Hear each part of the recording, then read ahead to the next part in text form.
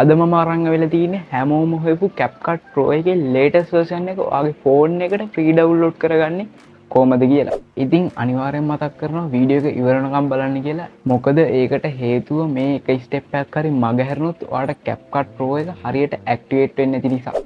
හරි අපි එනවා වීඩියෝ එකට යමු.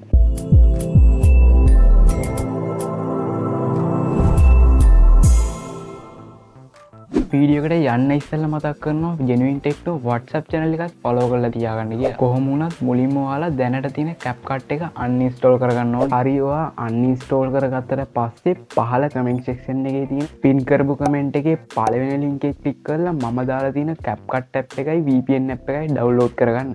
ඒ වගේම මතක් කරනවා WhatsApp channel එකයි Telegram channel එකයි follow කරලා තියාගන්න කියලා. කොහොමුණත් මේ විදිහට ඩවුන්ලෝඩ් කරගත්තට පස්සේ ඒකෙම දෙවෙනියට තියෙන ලින්ක් එක ක්ලික් කරලා CapCut Pro එක ඇක්ටිවේට් කරගන්න සම්පූර්ණ වීඩියෝ එක බලා ගන්න පුළුවන් වෙනවා.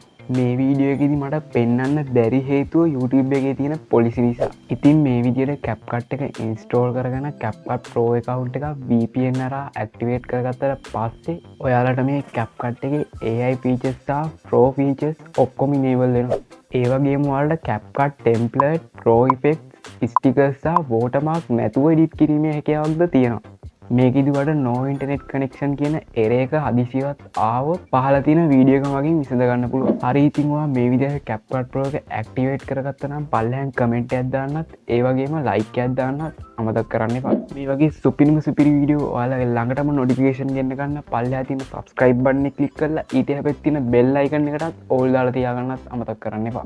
ඉතින් තාමත් ඔයා Filmora 2025 download කරගත්තේ නැත්නම් මෙන්න මෙතන තියෙන උඩ තියෙන වීඩියෝ එකෙන් ගිහලා download කරගන්නත් ඔයාගේ PC එක slow වෙලා නම් speed up කරගන්න මෙන්න මෙතන තියෙන වීඩියෝ එක බලන්නත් අමතක කරන්න එපා. එහෙනම් තවත් මේ වගේ interesting වීඩියෝ එකකින් හම්බ වෙමු.